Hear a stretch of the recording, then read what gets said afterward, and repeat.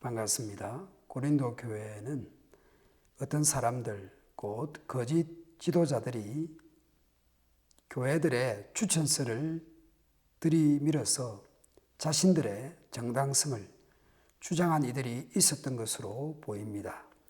우리가 어떤 사람들처럼 여러분에게 보일 추천장이나 여러분에게서 받을 추천장이 필요한 사람들입니까?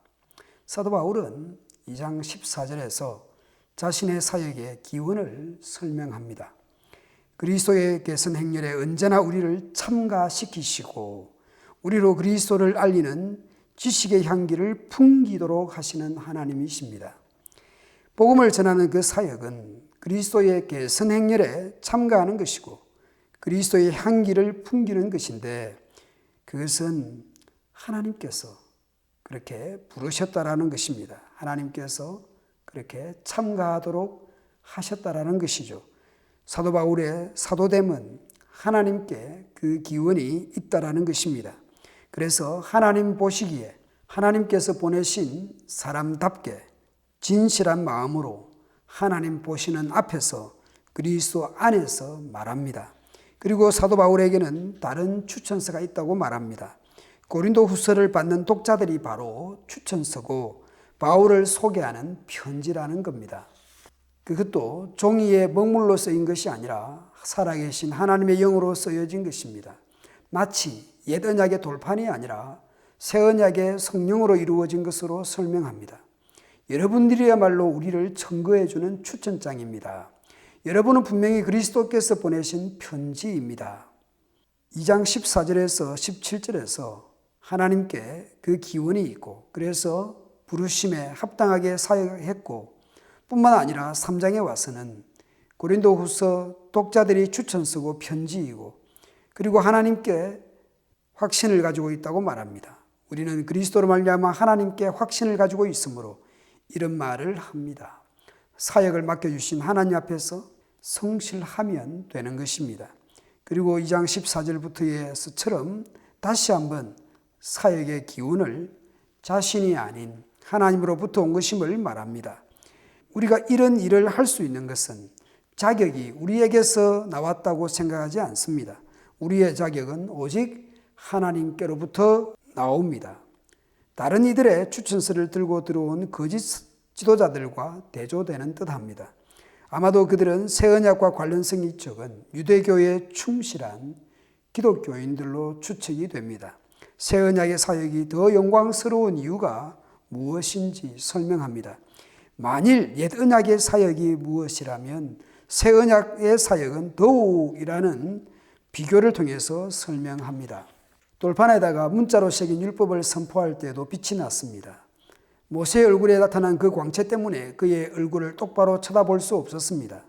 죽음에 이르게 하는 직분에도 이러한 영광이 따랐는데 하물며 성령의 직분에는 더욱더 영광이 넘치지 않겠습니까?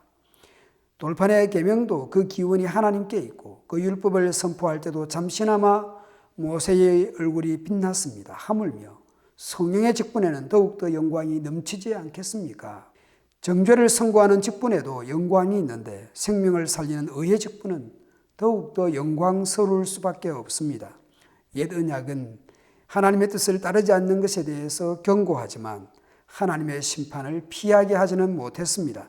죄 문제를 해결하지 못하기 때문입니다. 이런 면에서 옛 언약의 사역은 죽음의 사역입니다. 그러나 새 언약의 사역은 예수님으로 인한 죄 용서와 그로 인해 하나님과 새롭게 맺어진 화목의 관계를 전하는 것입니다. 곧 생명의 사역입니다.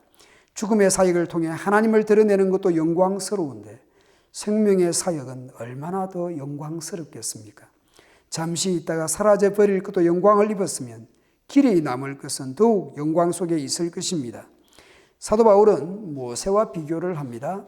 모세는 자기 얼굴의 광채가 사라져가는 것은 못 보게 가렸지만 바울은 가리는 사역이 아니라 사람들의 눈을 가린 그 너울을 걷어내는 것입니다. 그 너울은 그들이 그리스도를 믿을 때에 제거되기 때문입니다. 어떻게 그 너울을 걷어낼 수 있는가? 어떻게 자유로울 수 있는가? 옛 언약의 율법을 전하는 모세의 얼굴조차 볼 수 없어서 가려야 했다면 그 하나님의 영광을 어떻게 하겠습니까?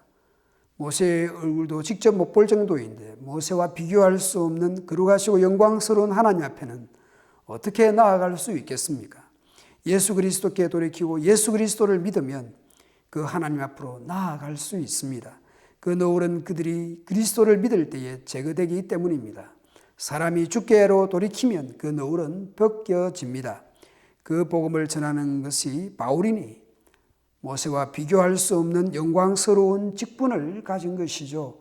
모세보다 바울이 더 영광스러운 것은 바울이 모세보다 더 낫기 때문이 아니라 바울이 전하는 그 복음 때문입니다. 오늘 우리가 그 예수 그리스도를 믿고 있고 그 예수님을 전하고 증거하는 자로 살아가는 것은 은혜요 영광스러운 것입니다. 구원받은 성도로서 이 코로나19 시대에 어떻게 예수님을 전하고 증거해야 할까요? 교회 예배에 참석하는 것을 자제해야 되고 모이기를 힘쓰기는커녕 모이지 않는 것이 이웃사랑이라는 이 시대 정신 속에서 우리의 정체성은 어떻게 어디서 확인해야 할까요? 비록 사도 바울이 고린도 교회로부터 외면을 당하고 때로는 속이는 자로 때로는 사도의 정체성을 의심받는 상황에서 일정 시간 거리두기를 결정하지만 그렇더라도 고린도 교회를 사랑하고 위해서 기도하고 있습니다. 자신의 정체성에는 변함이 없고 고린도 교회를 아끼고 사랑하는 마음은 흔들림이 없습니다. 오늘 우리는 이 어려운 시대 속에서 가정에서부터 우리의 신앙을 다시 점검하고 가정 안에서부터 증인의 삶을 살고 우리 가정을 또 하나의 교회로 세워가도록 합시다.